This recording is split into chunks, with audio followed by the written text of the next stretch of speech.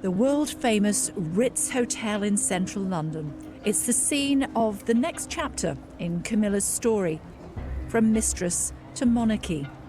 It's 16 months since the death of Diana, and Camilla has been keeping a low profile with the British public, but not for much longer.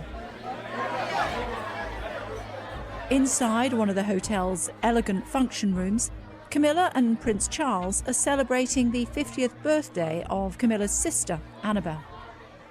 Here, tonight, they've chosen to make their relationship official, the start of the journey to public acceptance. Operation Ritz, masterminded by Prince Charles's press expert Mark Bolland. Outside, a scrum of 200 journalists and photographers have gathered. This has been worked out to the nth degree and very carefully worked out on the back of public reaction. Camilla's understandably anxious. Is this the right moment? So soon after Diana's death. A nation united in grief. Diana's friends in Britain and around the world will be watching every step of the way. For this is the people's farewell to the people's princess. I think when Diana died, Camilla had to take another step back. They'd started a process to make the relationship acceptable. And clearly, there was going to be a few months where nobody really wanted to see her. This evening, everything would change as Camilla emerged through the doors of the Ritz into a blizzard of camera flashes and shouts from the waiting press. Here we go.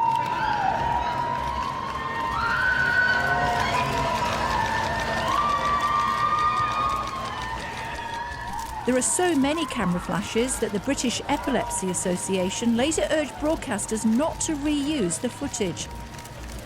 For Camilla and Charles, could this really be the beginning of a journey to public acceptance?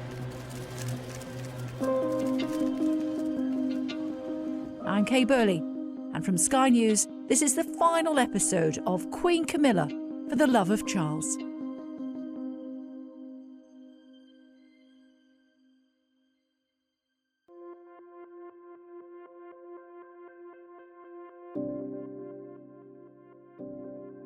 Camilla was now on the road to win over the same tabloid press that had almost destroyed her. "Meet the mistress," said the Sun. At last, read the headline of the front of the Mirror. Royal author Phil Craig. Because she was clearly quite cute about how she handled the press. And the editor of The Sun, this relationship with Camilla, they would speak on the phone, perhaps weekly, and she would just keep that contact. She didn't ever badmouth Diana to him, and his back and forth with Camilla was completely kept out of the press.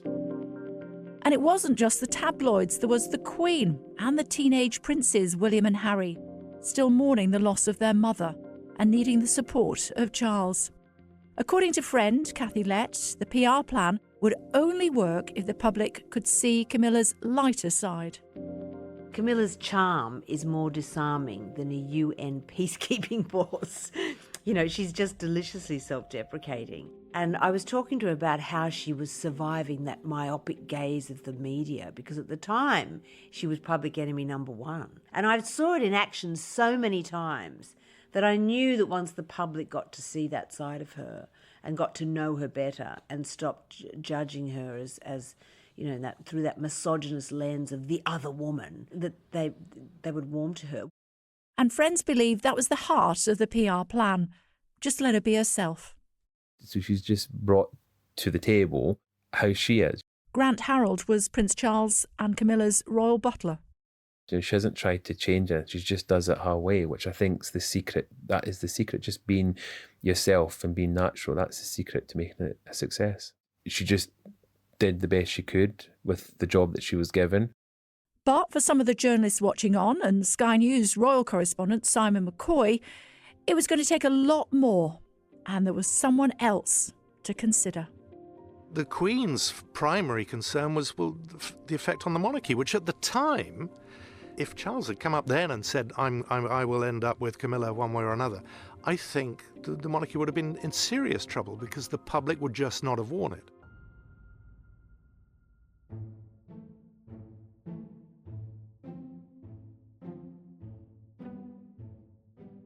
By the start of the century, Camilla had still to meet the Queen, and that was something which played heavily on Charles's mind.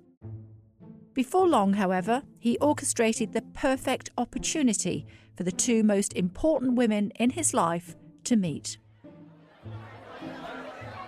Charles hosts a 60th birthday party for King Constantine of Greece at his country home, Highgrove. The Queen and Camilla both invited. The encounter was in private, and so no one knows exactly what transpired. But royal insider and commentator Giles Brandreth said this in his book, Charles and Camilla, Portrait of a Love Affair. The encounter, as I understand it, was pretty perfunctory. A curtsy from Camilla, a smile from Her Majesty, a moment of small talk, and that was that. As meetings go, it was not memorable, but it was certainly significant. It enabled the Daily Telegraph to report to its readers, the Queen has finally recognised Mrs. Parker Bowles. From the summer of the year 2000, Charles and Camilla were swimming towards the open sea. Shortly after that, she began to accompany Prince Charles to royal engagements, charity events, and the occasional walkabout. Hello, so what are you identifying here? Try this. This is a garnet. The future king wanted the press and the public to know Camilla was here to stay, and it now appeared the Queen was accepting of this.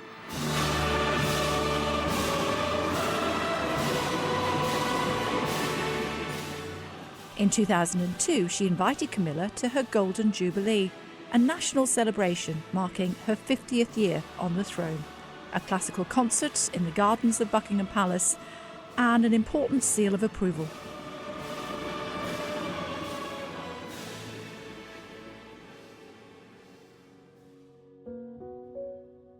Camilla's integration into royal life continued alongside Prince Charles, now publicly on his arm.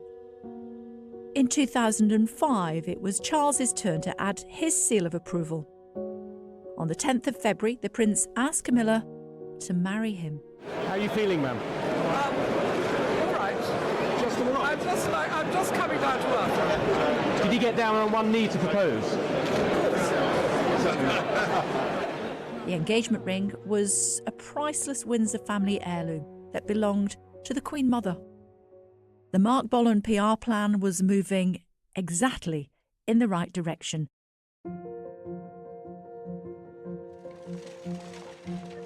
It's a little bit chilly, but it's certainly not raining and none of those blizzards that they were warning us about. For 35 years, I've reported on some of the biggest stories in the world for Sky News. For a variety of different reasons, there are some days you remember better than others.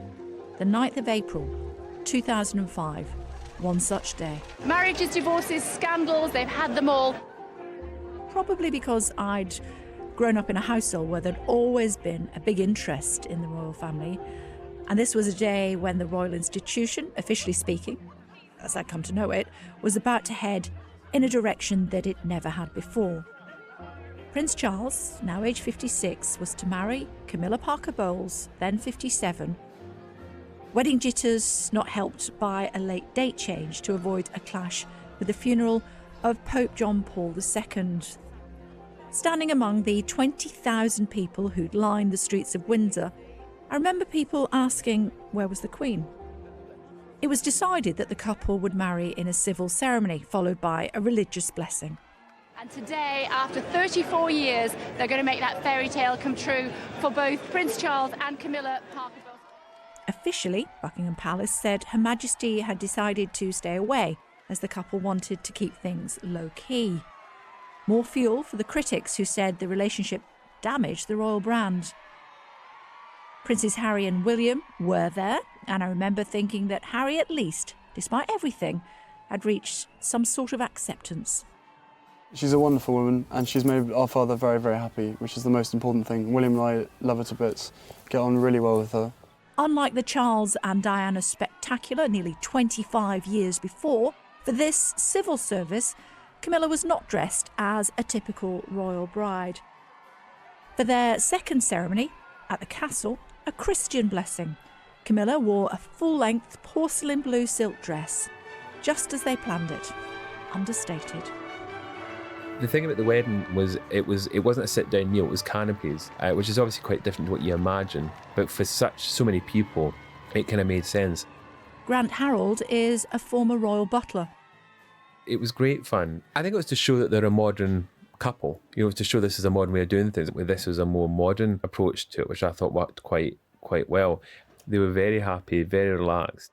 The whole event was very carefully managed to avoid any controversy, and it ended with an after-party organised by the Queen and Prince Philip. It was a triumph against all the odds. Royal watcher Simon McCoy. She gave a speech where the wedding, people may remember, it was on the day of the Grand National, and her speech reflected that here was her son and Camilla. If they were running the Grand National, well, her son had just crossed the finishing line with his partner. As such, was a winner, and she backed it completely.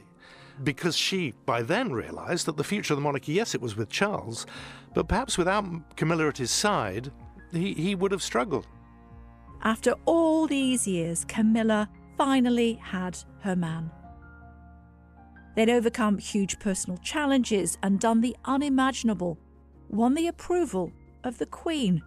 But the long journey to public acceptance, which started with Operation Ritz, remember, still wasn't complete. There remained doubts from the public who felt they hadn't seen the real Camilla. Sky News royal commentator and Governor of Edinburgh Castle, Alistair Bruce. There was a period of some difficulty around this marriage because people were still holding strong views of support to the late Princess of Wales, and some people felt uncomfortable that someone was coming in to adopt her space, as it were. And the King, sensitive to this and taking advice through the Queen, decided that it would be better that his wife be not called the Princess of Wales, which of course by law she was, but she took the second title, which is Duchess of Cornwall.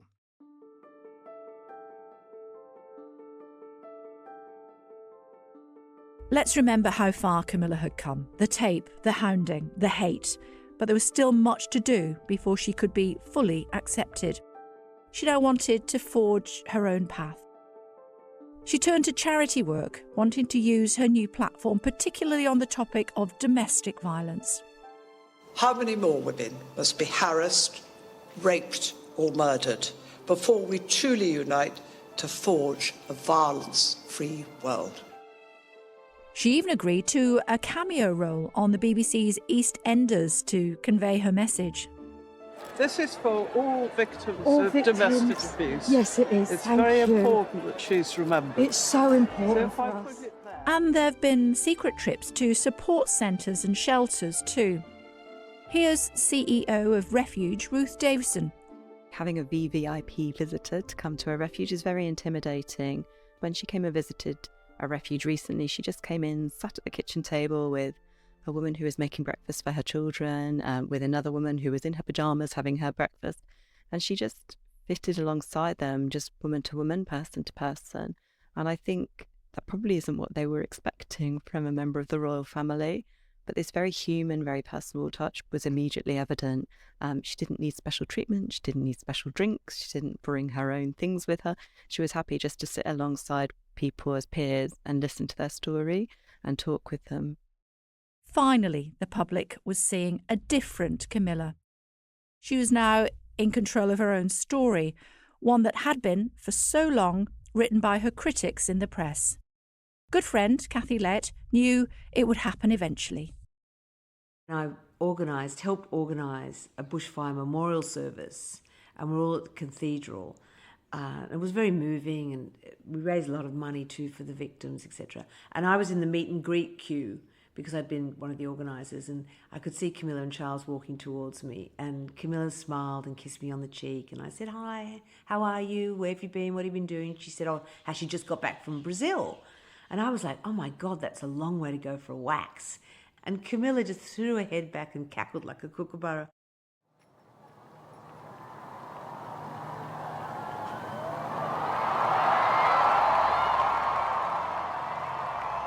The royal couple continued to enjoy many happy years together. Camilla looked like an established part of the family by the time of the 2022 Platinum Jubilee. Of course, the inevitable day would come, and Charles must step up to the role he'd been preparing for all of his life.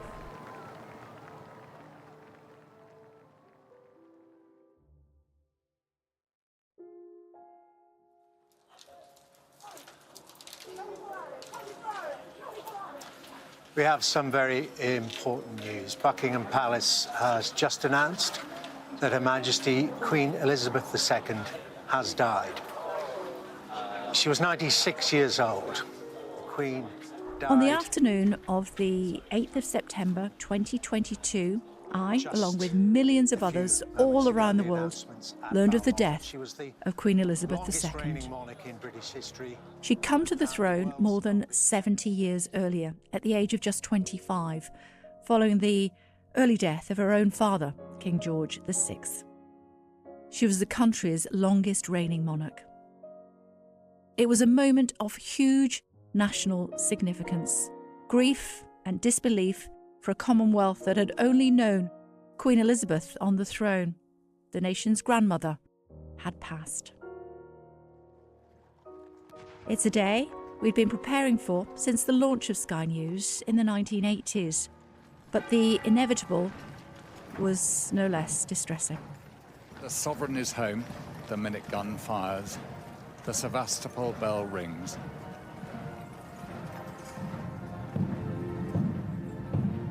And a view of the people she served, stretching away on the long walk.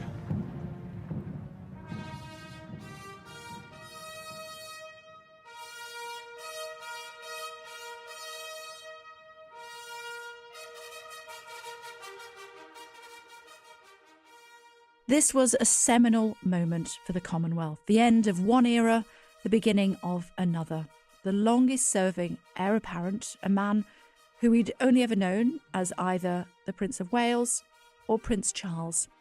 Some thought he may choose to be King George, Arthur or Philip, his middle names. He eventually chose to rule by his own name, King Charles III. This is also a time of change for my family. I count on the loving help of my darling wife, Camilla.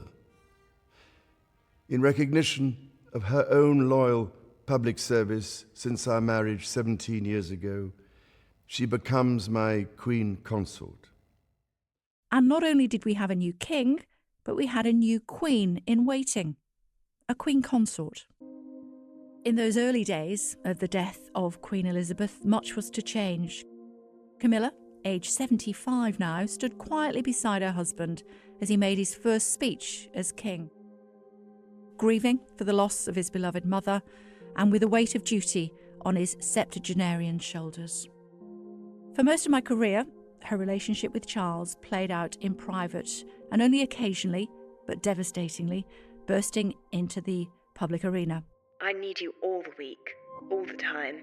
The tapes, the TV interviews. Mrs. Barker Bills is a great friend of mine. Here we go. Only to slink back again into the shadows. No longer the Queen Consort was the King's rock. Simon McCoy. I remember when it was clear that Charles and Camilla were going to get married, the spin put on it was that she doesn't want to be queen. She's not interested in becoming queen, which was very clever, because it removed a big issue from the conversation about what her role should be. Then later on, it was let known that she would be happy to be princess consort. And everybody said, oh, well, that's okay, that's probably dealable with. And each time they gauged the public reaction, and each time the public sort of warmed to it, got used to it. And this latest step is the inevitable next step to that. And the next step after Queen Camilla it'll just be the king and the queen. Not so long ago, there were worries about Camilla assuming Diana's title. Now she would take on the highest title for a consort. Remember just how far she'd come. The most hated woman in Britain. But Camilla and Charles survived the intrusions and the headlines and fought their way through. What a journey she'd undertaken to arrive here, which had eventually, against all odds, resulted in an acceptance by the press and the public.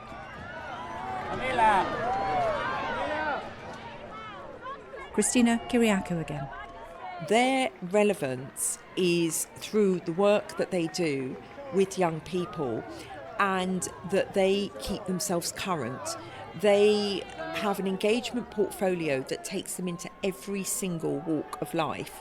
She has been stalwart in her support of him, her devotion to him, and also in saying enough is enough when she feels he's working too hard. I really like to think of her as a steel magnolia. The drama, though, wasn't quite over. Prince Harry's memoir, Spare, published in January of 2023, rubbed salt in the wounds, particularly in this interview with American network CBS. She was the villain. She was the third person in the marriage. She needed to rehabilitate her image.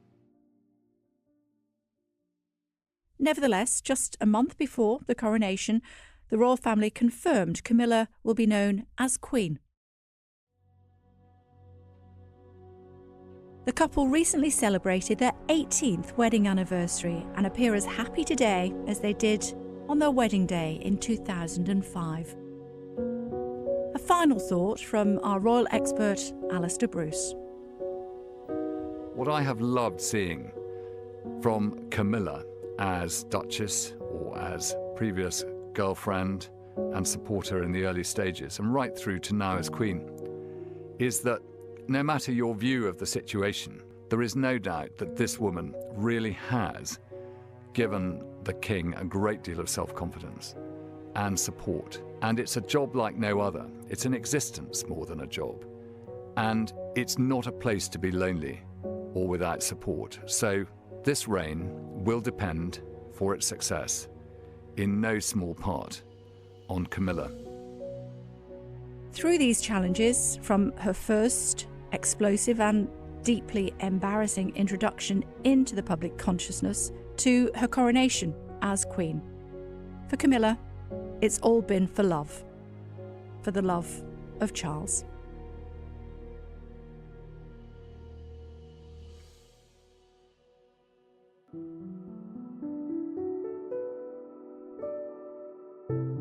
Queen Camilla, for the Love of Charles, is a Sky News podcast production presented by me, Kay Burley. You can listen to all 3 episodes now. The producer is Soila Apparicio. Assistant producers are Alex Edden and Lily Thomas. Sound design is by James Bradshaw. Rob Mulhern is the exec producer, and Paul Stanworth, the editor.